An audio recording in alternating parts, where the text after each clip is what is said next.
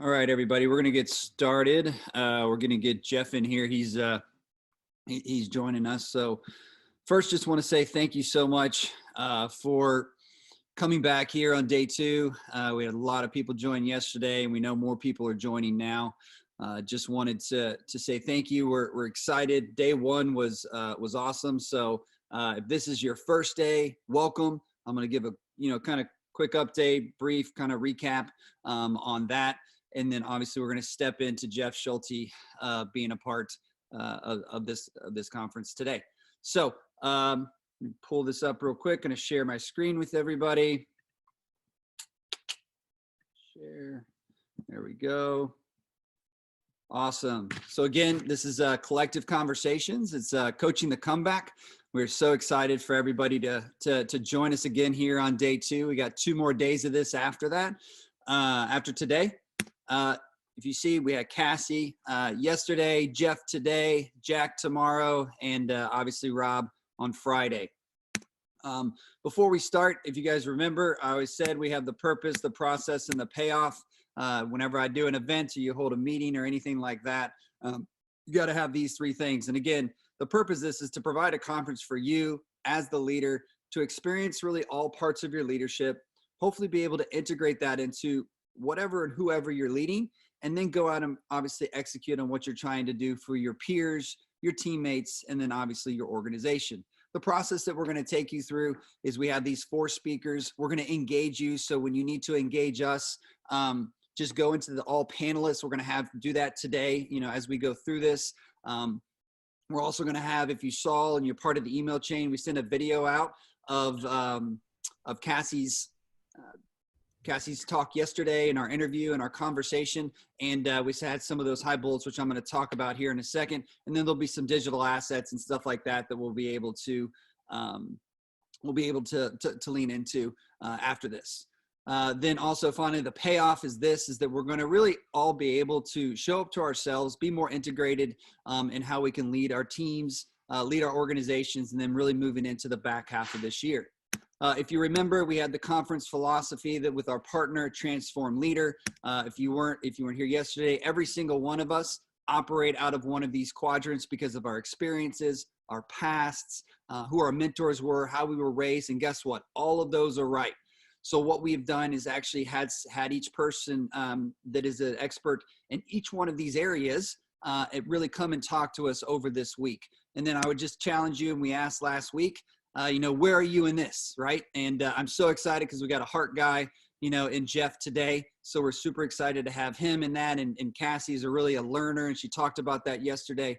So just sit in that. All of these are right, but you're pulled to one of these in one of your professions more so than you are. So we'd love for you to kind of sit in that and know that really understanding all parts of your leadership in these quadrants are important. So what we're going to do is really take you on a journey where you can learn and what are you going to learn about, but then Jeff's really going to take you on an experience and kind of integration and what does that look like moving into tomorrow, with Jack, and what is the meaning behind it and all of that. And then moving into the execution where Rob's going to say, what do we do with this? What's the behaviors? What are the actions, as we come out of it? And then we obviously have the conference, schedule coming up. And yesterday was Cassie. And here were some of the top things that came out from our discussion. And as I do this, I'd love for you, if you were on yesterday, maybe in the chat, go ahead and put on some of the things that you thought were awesome that, that Cassie shared yesterday. Maybe some of those key takeaways for us. Here's one of them was dig deep. We know things aren't easy right now. We got to lean on each other. We got to be maybe focusing on the small wins and maybe not so much the bigger projects in certain industries. And then we know some are thriving, some are stagnant, and some are surviving. So we need to check that strategy every 1 to 2 weeks with the key stakeholders that were in it. Number 2 was establish a new baseline. All paradigms, she said, are being challenged, and she works with so many top leaders across the country. We need to give our employees a voice and involve them in the process because they need to be engaged, because ownership only happens when you have a voice in the transformation change that is going on. And then be sure to check the pulse of your team every 3 to 6 months, because if you're able to establish that new baseline and see if you're going in the right direction, that is key. These were her 3 key takeaways that you obviously also got, and if you got an email from us. And then finally, be intellectually honest. right? Avoid the smoke and mirrors, balance aspiration with reality. And really, we can't make any promises right now. I love what she said there, but we can care for our team. We can listen to them, and we can cultivate an environment of trust. And I think that was just one of the things that I saw as we think about really what we're moving into over the next, back half of this year, is that, all of that's free.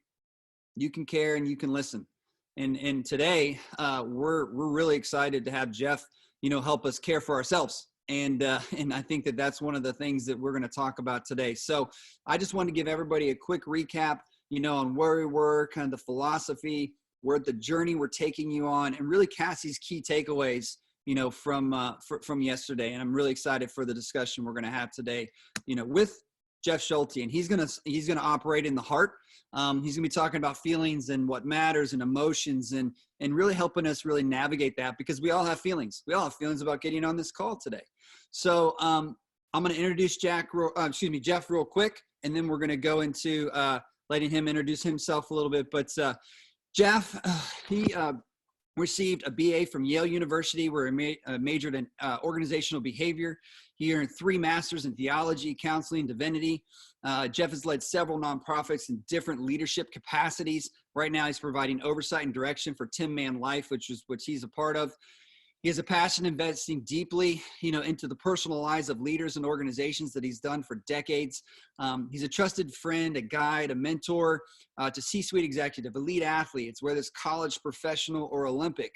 He coaches musicians and nonprofit leaders. He's also an in-demand communicator.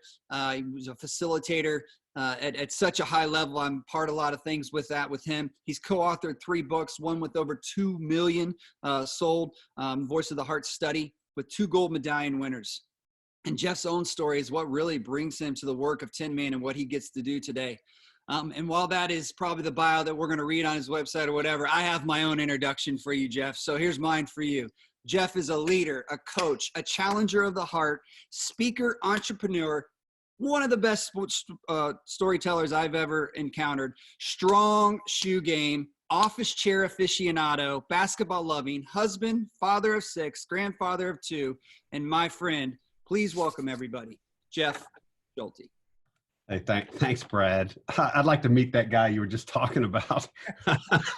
But anyway, I'm excited to be on here with you and to do this with the collective. And I love what's happening this week with leaders. And so I just like being partnered with you today to do this with the men and women that are on this call. So yeah, it's great to be here. And thanks for just wanting to do this. I love what you're offering these leaders, because I think this is true any month of any year, any week of any month, any day of any week, but especially right now with us facing something that's unprecedented in any of our lifetimes. I'm almost 60 years old. I'm 58 years old.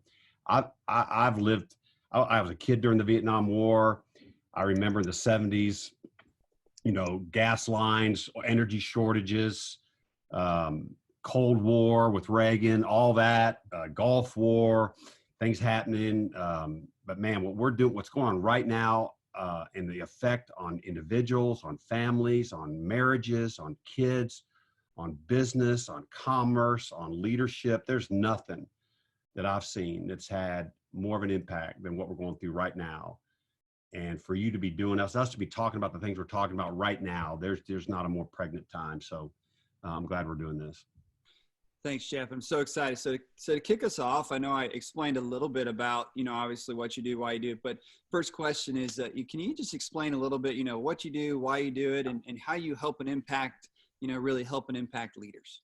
Yeah, my experience, Brad, and the reason, and I'll answer that in a story, and even why the nonprofit I lead now is called 10man.life. There's a reason, but my experience is this. I work with a lot of high capacity, overachieving, high achieving leaders, which means they've gotten good at some things. And typically the way they've gotten good at what they do is it's really probably one or a combination of 3 things. And it's usually this combination. Number one, vetted, successful leaders know how to figure stuff out, which that doesn't mean does mean that they know how to figure stuff out. It means that they're smart enough to figure it out. And under pressure, that's their go-to. They will figure stuff out under pressure. Second thing would be that they've got a tremendous amount of self-will, which means they have the ability under pressure to put their head down and work to get it done. So they can figure stuff out. So they got plenty of intellect, enough to get the job done. They've got a ton of self-will, which means they know how to work to get it done. And third, they've got some element of morality, which means there's something in them that does want to do the right thing. And the way I would describe it is this: if we were asked to shoot a penalty shot in the World Cup final to win the World Cup, okay, and I'm a right-footed kicker, okay, I'm not going to go up and kick that one left-footed. I'm going to kick it with my right leg because that's my strong leg. And what I would say is that most of us have become successful. If I'm right-footed, it's going to be with my right foot. If I'm left-footed, it's going to be with my left foot. But here's what's true about that dominant leg. That dominant leg most often is I'm going to figure it out. I'm going to put my head down and work harder, or I'm going to try to do it because it's the right thing. And those things get us to a certain place, but they don't get us far enough because they don't provide us with the intimate relationships that really make life feel like life. And one of the reasons why I named the nonprofit Tin Man, tinman.life, is for this reason. That's the story of the Tin Man. And a lot of people don't know the story behind the movie. You know, The Wizard of Oz is a takeoff of a book, and the movie's famous, but the book was never read. And the reason the book was never read was because the book isn't very well written. But here's the story if you read the real book. It tells how the Tin Man and the Scarecrow and the Lion and how Dorothy, how they all got to that moment in their life in that story. But here's the story of the Tin Man. I'll say it real briefly. The story of the Tin Man is this: the Tin Man is a passionate woodsman, and he falls in love with a Munchkin girl. And he decides he wants to go have a life with her. And so he goes out into the woods, clears a field, and he wants to build a home to have a life with this woman that he's passionate about. Well, one of the witches in town gets approached by the mother of the Munchkin girl, who doesn't want her daughter marrying the woodsman. So she asks the witch to put a curse on the axe of the woodsman. And so when the woodsman's out there hacking away, trying to build this life that he has a passion for with this woman he wants to have a life with, the axe is cursed, and so he cuts off his arm. Well, then he goes to the tinsmith, and the tinsmith puts a metal arm on him. And then he goes back out to the woods, and then he keeps cutting. And then what happens is he cuts off the other arm. And then he cuts off both legs, and he cuts off his head. Basically, all his body parts become replaced by machinery. Now, here's what he discovers in the process. Man, he's efficient. He can get it done. He doesn't get tired. He's killing it out there in that field. But he's become a machine who then loses touch with why he's out there in the first place. And what the tinsmith told him was, he said, look, you're becoming this thing made out of metal. You're going to have to take care of yourself. And the problem is the woodsman, who's now a tin woodsman, doesn't take care of himself, and it rains, and that's when he freezes and rusts there on the knoll, and he can't move. And then in the movie, what we find is Dorothy and the Scarecrow come upon this tin woodsman now who's stuck, and he was in mid-swing, and he's stuck there. He's frozen. And what we find out is that in the story, we see this happen with the Scarecrow, we see it happen with the Tin Man, and we see it happen with the Lion. Is, the Lion wants to go get his courage from the wizard, the Scarecrow wants to go get a brain, and the Tin Man wants to go get a heart. And what we find when we watch the movie is the Tin Man had a heart the whole time. He just was disconnected from it. The Scarecrow was really smart. He just didn't know he was smart. And the Lion was courageous. He just lost touch with how much courage he had. And they all discover those things about themselves together on the yellow brick road to go see the wizard. So by the time they get to the wizard, they've already discovered they have what they need. And I think for many men and women, they walk into life with a passion and a desire to have a certain kind of life with a certain kind of people and to live a certain way. The problem is we become machines in it. And when I say machines, that's like, I'm going to put my head down and figure it out. I'm going to put my head down and work hard, and I'm going to want to do the right thing. And then we wake up having accomplished quite a bit, and we go, why does this still feel empty? And how did I get so disconnected from myself?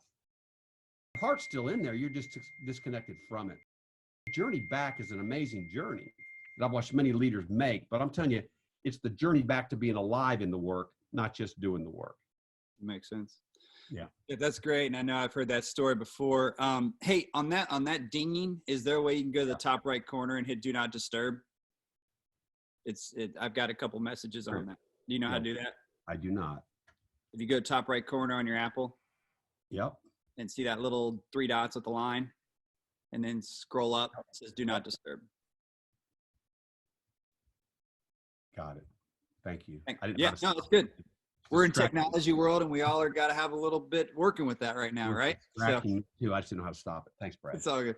So, yes, that I've heard that before, and that is so impactful. You know, when you're thinking about it. And yesterday, when we spent time talking with Cassie about the mind and getting touch base really on our, you know, the what's and even, you know, set us up for today. She talked a lot about checking in with ourselves. You know, could you start us with an explanation, you know, really why it is so important for us to check in with ourselves really during this time, to that really story you just shared and how you do your work? Yeah, I think when I think about some of the challenges that most on this call are experiencing is the demands of others on us right now feel great. And maybe they haven't felt greater, like the neediness around us. It could be in our own homes, with our spouses, with our children, if we're married and have kids, but certainly in our roles and responsibilities at work, we're dealing with a group of people, even if it's the people that work with us or for us, that are unbelievably needy right now, or coming to us with their needs. I've worked with some dentists in the past, and I told these guys and gals, I said, look, I said, if you don't know what it's like to be afraid, you don't know anything about what it's like for those people to come see you in your dentist chair.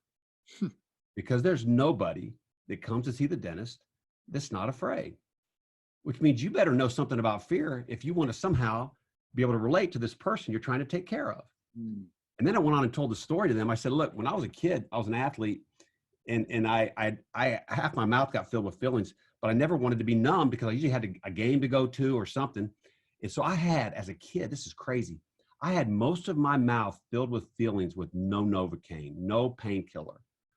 And I would go to the dentist and sit there and squeeze a tissue paper until it turned to dust while they were drilling into my mouth with no numbing. It was crazy.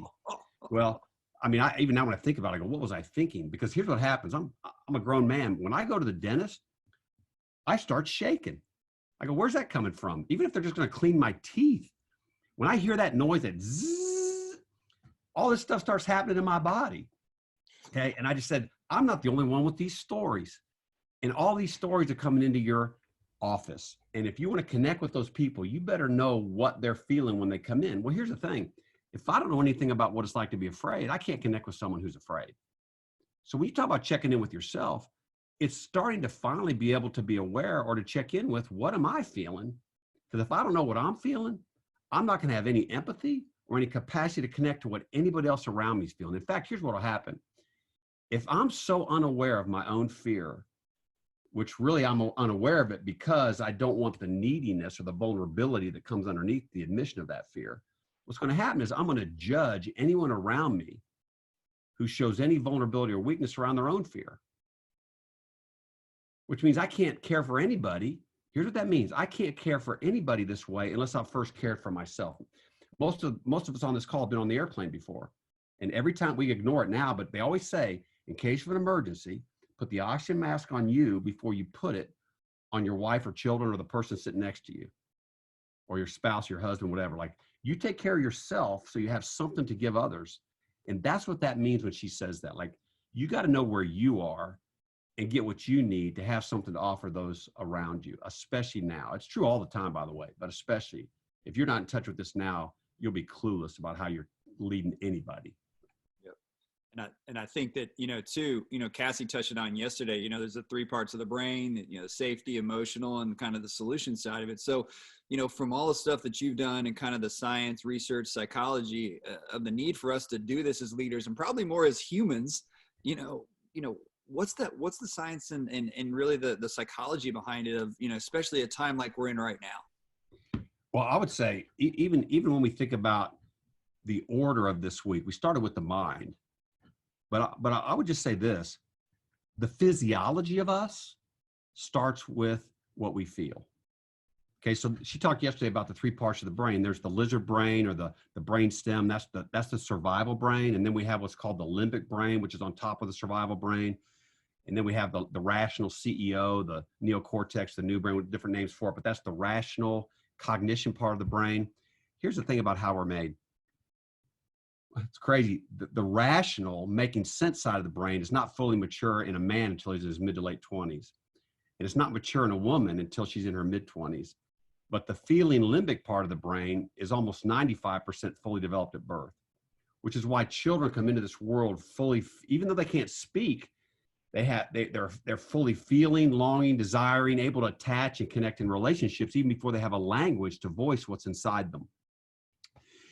Here's part of what's happening in that almost fully mature limbic brain, and it's true of us as adults.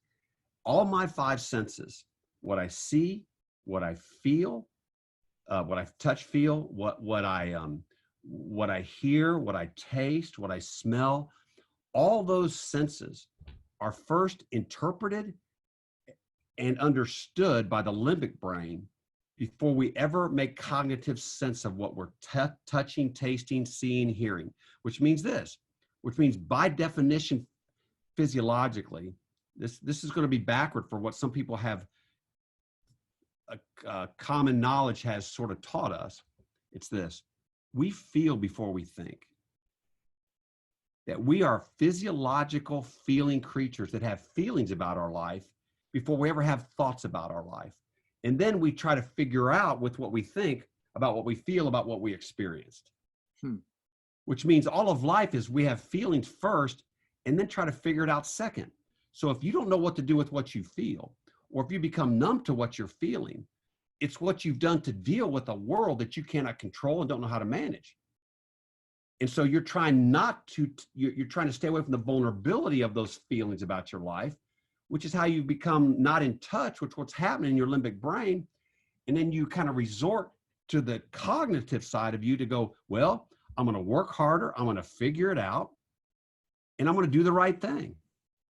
And you're trying to really overpower the humanness of you that then turns you into a tin man who's disconnected from his heart. Man, there's so much good stuff out there. And I'll tell you, this is amazing, but several years ago, Susan David, she's a Harvard PhD. She wrote in the Harvard Business Review just one article on feelings. And it was one of the most responded to Harvard Business Review articles, where she talked about the humanness of us having feelings. And so she ended up and I'm holding her book right here, it's called Emotional Agility. And she's a PhD in this now. She ended up developing this whole cottage industry around being able to tell high achieving corner office people what to do with what they feel, and giving them permission to have those feelings and the vulnerability of them. In fact, what she would say is, it's the denial of those feelings is where we get stuck. And it's the admission of them where we begin to connect in relationships and actually can have a life. And she even says this: trying to overpower what you feel with what you think is not only unproductive, it's impossible. It's physiologically impossible. You can pour concrete on it, but it will bust out the sides. It kind of like if you've ever lived on a street where there was a tree planted too close to a sidewalk. It's only a matter of time that those roots will break up the concrete. Or if you've ever walked across the parking lot and seen a piece of grass kind of busting its way through asphalt, and you go, how'd that happen? The human heart, this thing in you that wants to feel, called the amygdala, which is in the limbic brain, it's going to feel whether you're not in touch with it or not. But if it can't come through the front door, okay, it's going to bust out the side. It's going to break up the concrete. You can't stop it. You can only try to smother it, which is what most of us do with what we think. We try to overpower what we feel with what we think, which is impossible. It's why, by the way, another whole issue, it's why most of us have to medicate. We medicate ourselves, whether it's drinking, porn, our phone, work, distraction, our kids, entertainment, movies, television, whatever. We try to find ways to distract us from what's going on inside us, because we don't know what to do with what's going on inside us because it's so vulnerable. And the irony is the vulnerability of what's happening in us is the part of us that allows us to connect in relationships. And in this case, we're leading human beings. And if we can't connect in relationship with them, we can't lead them. We can corral them, we can push them, we can pull them, but we cannot lead them because we're not connecting to them. That's great. I know that was a lot right there. No, that's good. And to that point, like, what are you maybe seeing is, from, because I know there's been papers and things coming out, that is maybe affecting humans / leaders right now that we might not be prepared for, that will maybe hurt us down the road because we don't tap into these feelings and emotions. Because I know, with you talk a lot about, like, to that point, we hold that beach ball underwater, and if we've ever done that, you use that analogy a lot, but like, what are we not seeing right now that maybe 3, 6, 12 months down the road that might really in our own leadership that we really, we just need to be prepared for, or just figure out a way to, deal with that. Yeah. So just, if we pay attention even circumstantially to what's going on around us, and I already built a little bit of the case, I didn't develop it fully, but just the idea that we have feelings about life before we have thoughts about life. And that's physiological. That's not my opinion. That's just our physiology. Mm-hmm. Okay. There's plenty going on right now that we get to have feelings about. Okay. Fear of what? Good night. Fear I'm going to get sick. Fear someone's going to die. Fear I'm going to die. Fear I'm going to make someone sick and they're going to die. Fear that I'm not financially, I'm going under. Fear I might not keep my job. Loneliness. I've been in my own house. I don't get to connect with people. I'm isolated. I got Zoom calls rather than face-to-face meetings. Shame and guilt. I'm stuck in my home. I'm married with kids, and man, we're wanting to. We're on each other's nerves. It's hard. I've had guys say to me they miss the commute. Like they miss the ability to leave home. And women say the same thing. They miss getting out to get away from the pressure of what's happening in their own homes. Listen, we got all kind of feelings of what's happening around us right now. And if we don't know what to do with those feelings, that's where the trouble is going to be. In fact, I would say even long-term right now, even after we get through the financial implications of all this and all the health issues of all this, there's an emotional, spiritual, psychological impact of what's happened to us that we're not anticipating. And you said it about holding the beach ball under. We resist these feelings because they make us vulnerable. And if I could see the people on this call, in fact, let's just do this. I want you to raise your hand wherever you are if you like being thought of as being needy. Now, if we could see each other, there wouldn't be very many hands up. And I'm going to tell you, that's part of the problem. That's part of the problem, is we don't know how to be in need. But yet as human beings, we are in need. We're in need of each other. We're in need of help. We're in need of connection. We're in need of relationships. And relationships happen in the context of meeting each other's needs. So if I'm even not needy, no one can meet my needs. And if I can't be needy, no one else can be needy. So I despise their neediness as well. So watch this. The effort that it takes to depress and suppress all that happening inside me is more work than the effort it takes to tell the truth and be vulnerable. We call it burnout. A lot of things we're going to call it, or we will call it later. Guys and gals are going to wake up 6 months from now and go, why did I just hit this wall? Well, the wall's occurring not because they're physically tired. It's occurring because emotionally, it's been that much work to hold down, pack down, and stay in denial about all these big feelings they're having about everything that's happening around them. And the current COVID crisis, all that's done is lowered the water on the iceberg to expose more of the ice, to kind of accelerate and expose all this stuff that's it's happening every day of every year, every minute of every day. But there's so much pressure right now, it's exacerbated. And the amount of effort it takes to not let it get to me is what's exhausting. And I think too, Jeff, is like, and I'm telling, and there's a lot of people, and there's a good question on this right now, kind of like balancing the, we were talking about with this, turning the chaos into confidence. One of the questions here from Brian was, and then if you have any questions, please put them in and put all panelists and send them to us. But can you speak about your views on confidence and what role does confidence play in caring for yourself and how to build confidence? Great question. That's a great question. Confidence confidence would be tied to this idea of identity, which means and identities around boundaries and identities around things that matter to me. Now, let me give you an example.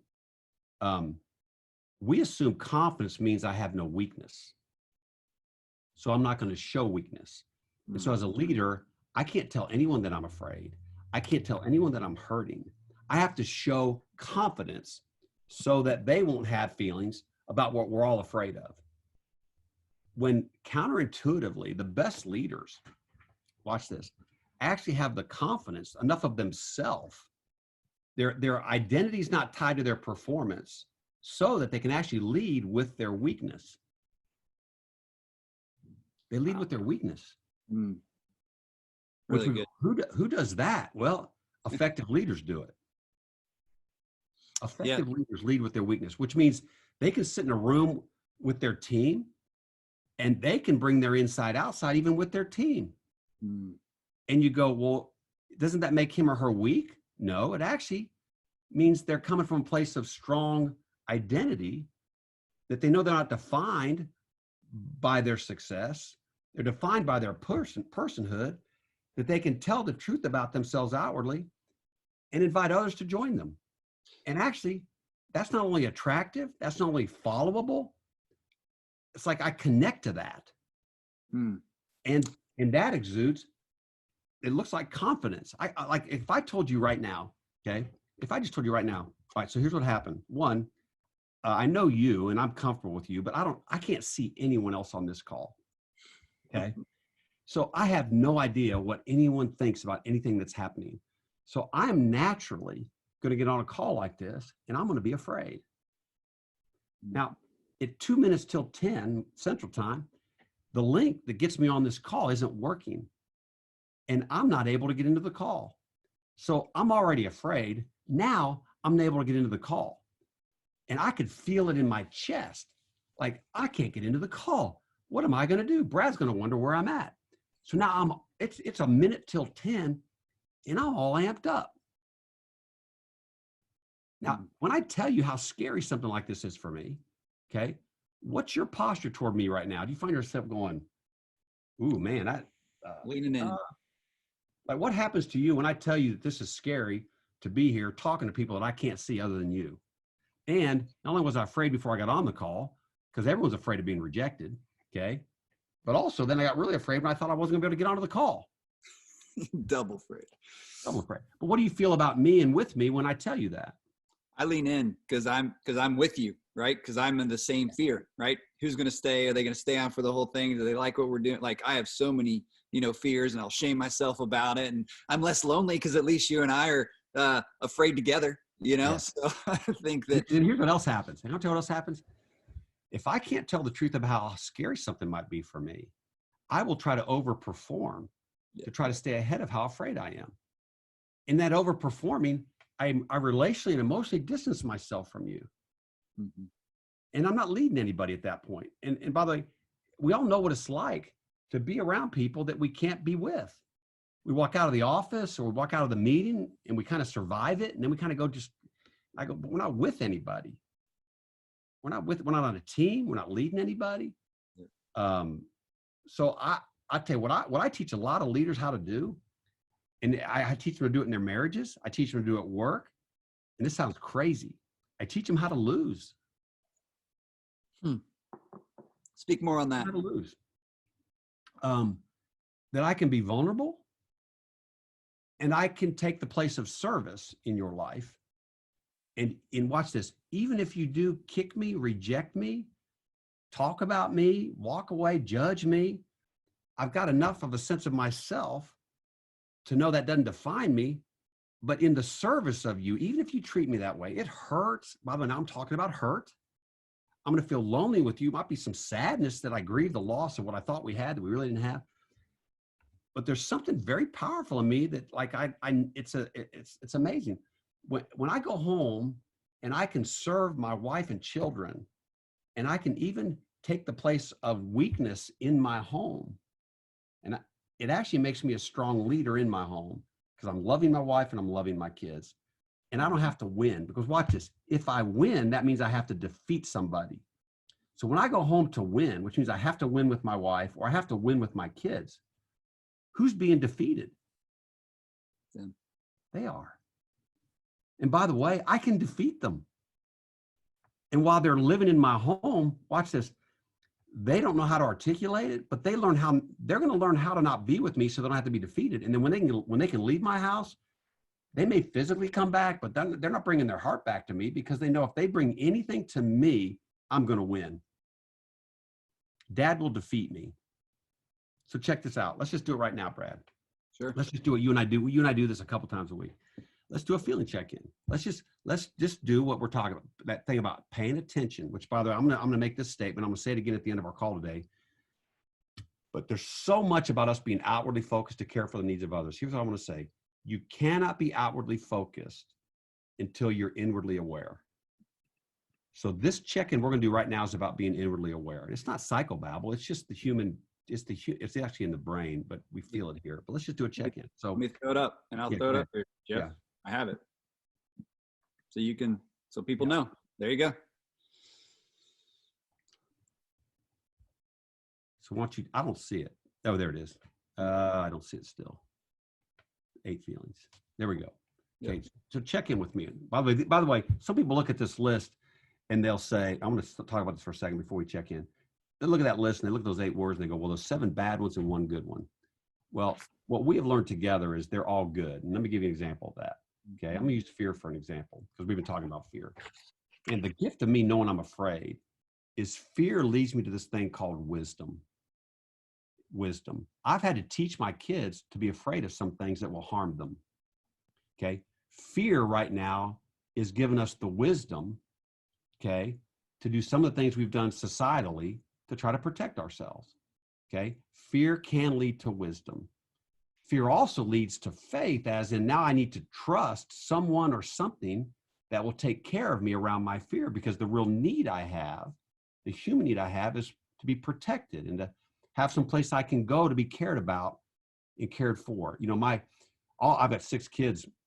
Now they're all grown, but every one of them as children, there was a time in their life when I can remember in the middle of the night them crying out to me because there was a boogeyman in their room, in the closet or under the bed, which means they were feeling fear. Now, what I know is what my children needed was not for me to go into that room and to turn on a light, sweep underneath the closet, or open up the closet door or underneath the bed. I could walk into that room in the pitch black of a crying child terrified of a boogeyman. So it doesn't matter what's real or not real. It doesn't matter. The reality for them is they're afraid. And I lay next to the bed or onto the bed, and I put that child in my arms. And the minute that I'm holding them, I became in that moment a place of refuge, protection, and help. And their heart rate slows. And even with a boogeyman in the closet, they fall asleep because I'm there. You see, their fear cried out to me. In faith, it was to me. The wisdom was something bad could happen here if there's a boogeyman in my room. And their needs were met when I got up and walked in there because they cried out to the right person. If I can't tell the truth about how afraid I am, here's what happens. I have a physiological response to my fear. It's called anxiety. And it's my body telling me that there's something scary going on here.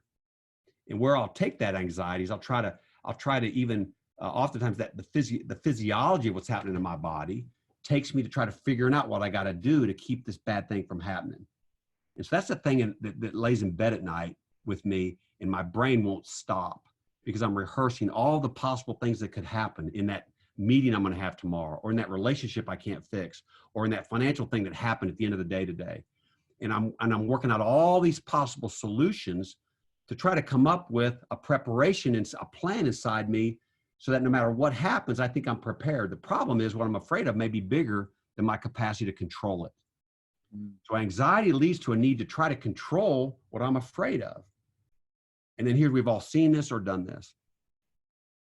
Anxiety and control leads to rage.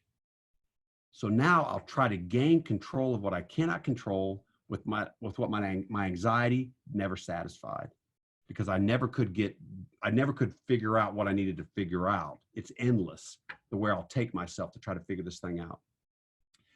So I want you to hear this. Fear is not bad. Now it can go bad. It can take me to rage, I can rage or be raged upon, anxiety, which many of us experience, and then be very controlling. A controlling rager is also a very fearful person who doesn't know how afraid they are. So fear is a good thing if I can tell the truth about it. It's a scary thing to be around someone who's afraid and doesn't know it, because they'll be controlling and they'll rage. And rage doesn't always have to be big. Rage can be, I'm out. Rage can be, I'm out. Yep. Quiet and I'm out. And Quiet, and you know what? I'm not saying a word and I'm raging. Yep. Or it can be, I'm big. And we've all been, by the way, I know this too. Most of us, we rage in environments, okay, with people that we care about the most. And that's because those people make up most of the environment that we cannot control. And we're afraid what's going to happen if that child does that, or if they are doing that, or afraid that maybe this spouse is never going to meet these needs I've always had, and did I marry the wrong, whatever. Like we end up raging at the people close to us. We get raged on at work. We rage at those who work for us because we're dependent upon them in some ways. We're vulnerable in the relationship, and we cannot control them or it, which is why we rage. And so it's the lack of the ability or the paying attention to how afraid I am that leads to all that darkness, rather than leading to the possibility that I can gain wisdom from this. I can protect myself.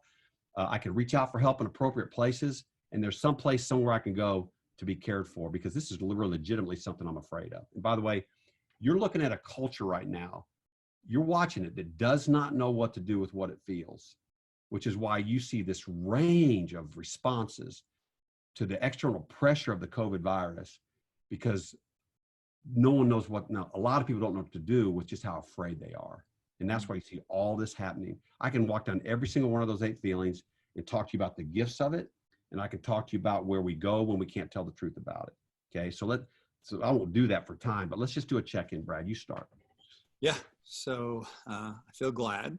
I have some anger, fear for sure, shame, and you're lonely. Thanks, Brad. Thanks. So I feel glad, fear, shame, anger, and lonely. Thanks, Jeff. Okay, let's just stop right there for a second. Just stop. Watch this. If that's all we did, you think about this. How many times in your life did you walk into a room and tell someone that you had some feelings, and they told you to go to another room, and you could come back out of that room when you had a smile on your face, or when you didn't have those feelings, or someone that tried to talk you out of what you felt and told you why you shouldn't feel that, that's an irrational feeling. What truth is, the limbic brain is not rational. Remember, it's a different part of the brain than the cognitive part. But what people told you was, you can't have these feelings. What happened when you told me what you felt? What did I do? You said, thank you. I said, thank you. And there's something unbelievable about being able to stay with someone who can tell the truth about their insides, and someone just say, thank you. Now, there's more to it than that. And now we can talk about what's up underneath some of those feelings. I can talk to you about what I'm afraid of. I can talk to you where my anger is coming from. And by the way, anger is not rage. Anger is about passion, wanting, willing. By the way, I don't gain anything by getting on this call. In fact, I actually lose an hour of productivity with something that may have generated some revenue for Tin Man. But check this out. I care enough about this. I care enough about you. I care enough about others getting what they could have. That's called anger, that I'll do something I'm afraid of. Anger is the thing that moves me into life. Mm-hmm. And the gift of that is passion, and the need that's met is a voice to be heard. Anger is a wonderful thing if it's anger. You hear the anger in me. Tons of passion around this. And that passion comes from years of my life where all I knew how to do was pour concrete on top of my chest and try not to let life get to me. And people that loved me were lonely with me. And all I was left with was having to medicate my life because I couldn't tell the truth about it. And that's where my passion comes from. And Jeff, I think, and real quickly, because we got another question in the panelists, and I know you answered it, but maybe just 1 or 2 sentences. And then, I think that it would be, great if you're sitting where you are just to maybe write them down or say what you are out loud. You know, if you want to put them in the panelists just to us and say, hey, these are our this is what I'm feeling right now. It's a pretty impactful thing to do. Like Jeff said, if that's all we did, you've changed today. And I think that one of the questions is, you know, how come the majority of feelings are considered negative? What about positive feelings? And I know that you can talk about how they come through. So you do that quickly, and then I'll do that quickly. I'll rattle through this very quickly. What we respond to is the impairment that happens when we cannot tell the truth about what we feel. Okay. I'll give you an example. If I can't tell the truth about my losses, sadness is the honoring feeling. If something doesn't matter, if something does matter and I lose it, I'll grieve. But children know how to grieve. In fact, they'll cry like crazy. And then 10 minutes later, they grow in acceptance and they kind of move on with their life. Someone that can't tell the truth about their losses has to move to something called self-pity, which I need you to feel sorry for me because I can't grieve my own losses. Okay. And in the self-pity will take me to a place called demand, where now I demand that somebody fix what I've lost. What we respond negatively to that actually is a problem and it relationally disconnects us from people is actually not sadness. It's actually the self-pity and the demand. My mother died a year ago. I grieved my guts out. And in the grieving, I'm connecting with my brother who's grieving with me. I'm actually connecting with my mother because I'm honoring 57 years of my life that I've never had a day that I didn't wake up with her there somehow. Like it actually, the sadness was beautiful. It actually, I felt alive in the sadness. And I can tell you this, I'm still sad. We just had Mother's Day Sunday. I thought about my mom. I didn't call her. I couldn't call. There's nobody to call. And I can still hear her voice in my head. But I can tell you this, it feels different than it did a year ago because sadness can lead to acceptance. And the need that's met is comfort. And I have been comforted in the last year by those who love me, who also know I'm grieving the loss of my mom. And I've experienced unique comfort from my brother, Jim, who every now and then, usually on a Saturday morning when I would have called my mom and I would have heard her voice, usually I'm on my way to Home Depot or something, I give my mom a call. I text my brother, Jim, and I say, I really miss mom today. And he'll text me back and he'll say, so do I. And we comfort one another. But the comfort came through the admission of the sadness. That's why I say there's gifts that come from mom. Listen, feelings are all good. Your limbic brain's doing it whether you like it or not. Yeah. It's walking through the doorway of the vulnerability of those feelings that leads me to connect in relationships. It's the refusal of them that leaves me isolated, alone, demanding. You know, I can talk through all 8 this way. You know, gosh, we don't have time to do it all, but I'll do another quick one, just because I have to. Hurts is a beautiful one. Like it sounds negative, but hurt tells me I'm in need of healing. And the need that's met is someone paying attention to my hurt. Because if my hurt doesn't matter, I don't matter. And if I don't know I'm hurting, I will have to move to this powerful place to not let it get to me called resentment.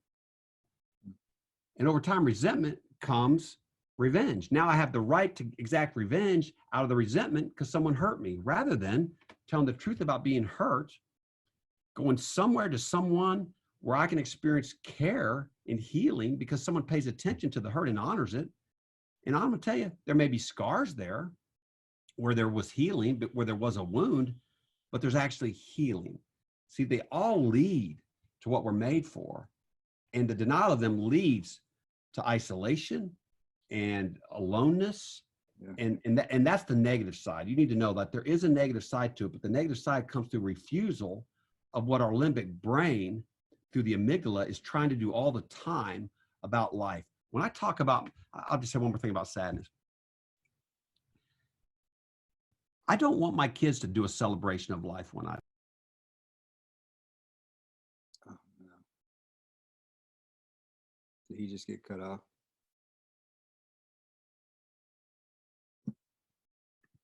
Back, Brad?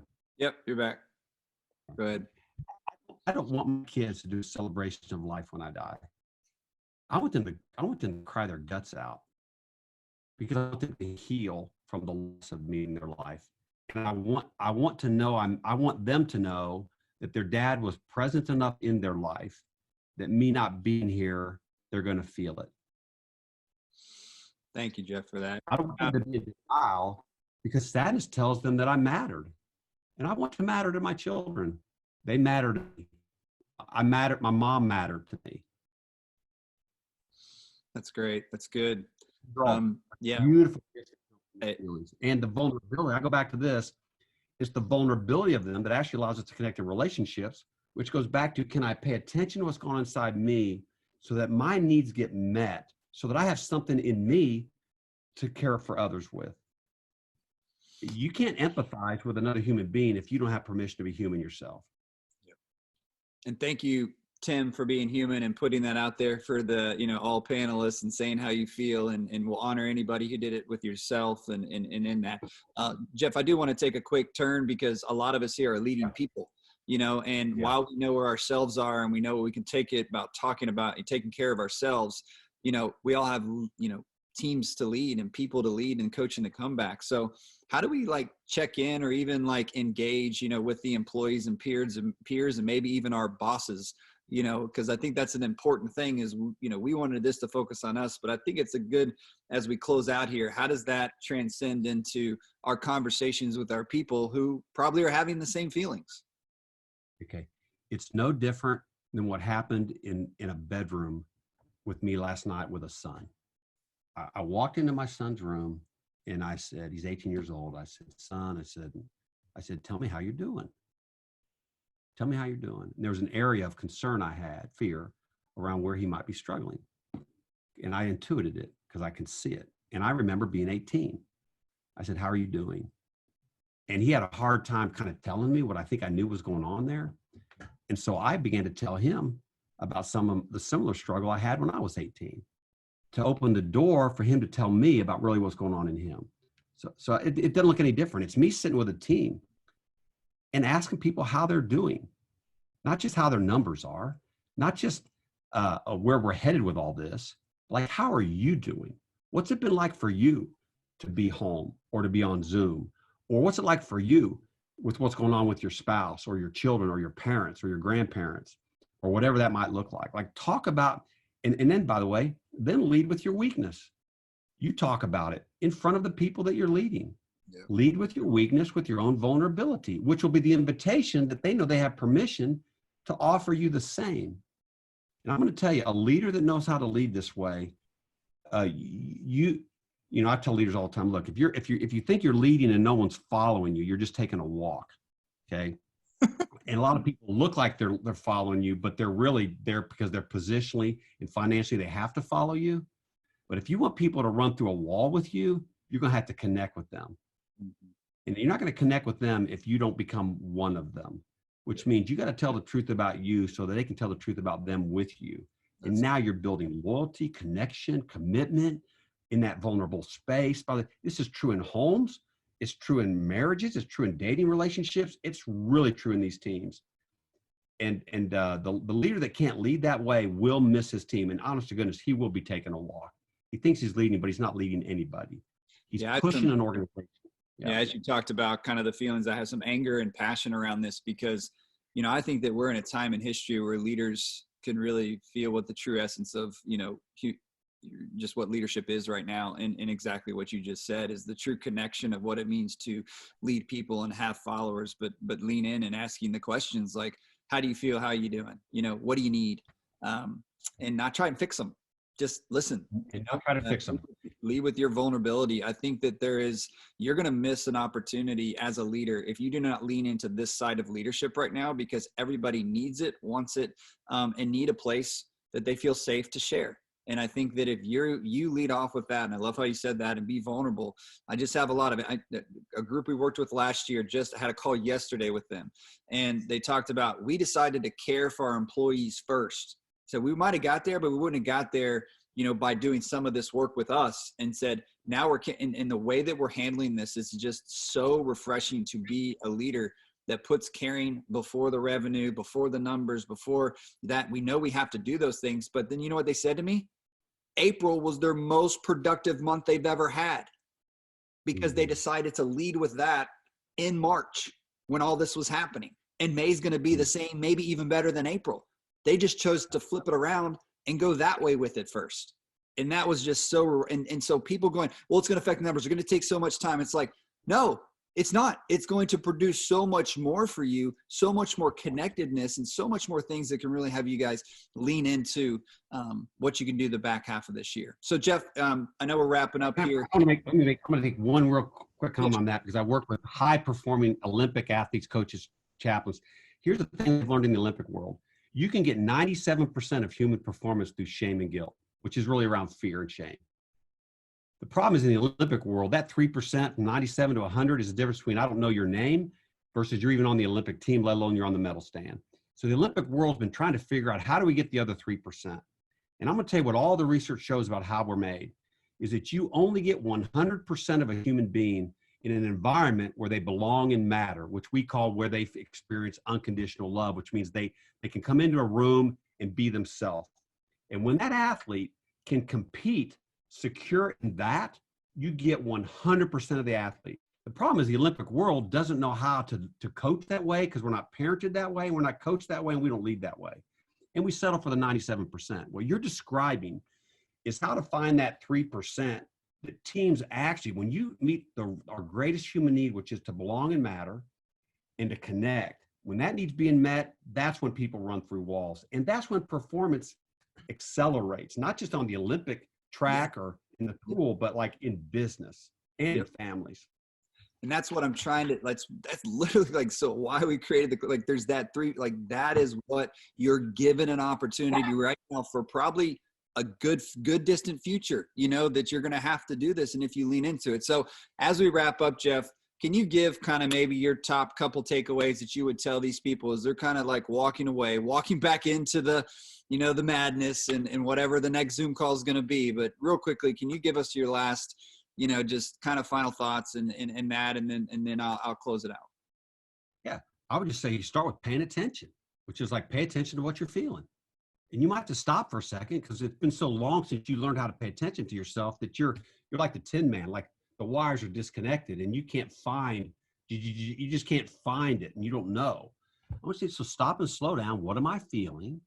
Feel your feelings, pay attention, tell the truth about them. That's what you and I did in that little check-in right there. And then trust the process. Trust the process means it's going to be scary for me to be this vulnerable in front of some people, but let me watch what happens. Let me learn what happens when I can go take a vulnerable servant leader position, whether it's in my home or at work, and I watch how people respond with me and to me. And it's going to be counterintuitive to most of what we've learned about leadership, but it actually is the most empowering and connected and effective leadership. So that's going to be trust the process. So pay attention. You're going to have to talk about it somewhere, not just keep it inside you. We did it right here. And then just kind of have to trust and see where it goes. You have to jump off a cliff a little bit on some of this, because a lot of us haven't done it since we were little children. Yeah. And one of the things that I would offer. This is not a male or female concept. No. This is a human concept. Yeah. And I would say that, through this and through what we're going to do is we kind of send things out there. You and I do a lot of work together and going to continue to do a lot of work together. So our ability for you guys to lean into some of these, and we have some questions obviously in the chat that you and I can maybe handle, but these are things that we're going to offer, to our people. Jeff, I just want to say, thank you so much for joining us. I know that, and taking any time during the day, is important. And I know a lot of people got a lot out of this today. I just want to say that we were so excited of our first two, Cassie really starting with the mind, Jeff going into the heart, and then really, Jack's going to go into the soul and meaning tomorrow, so I'm super, super excited to continue this tomorrow. And just thank you for being vulnerable. Thank you for being honest. Thank you for just sharing your heart, because, we all can't be 10 men or women, right? We all need to find our hearts. So thank you so much for this time. Thank you so much for leaning in. I'm getting a lot of great notes here in the chat about just people loving it. So we'll be able to reach out to you, reach out to us, and we'll just see you guys tomorrow again, 10 a.m. Central. Thank you so much.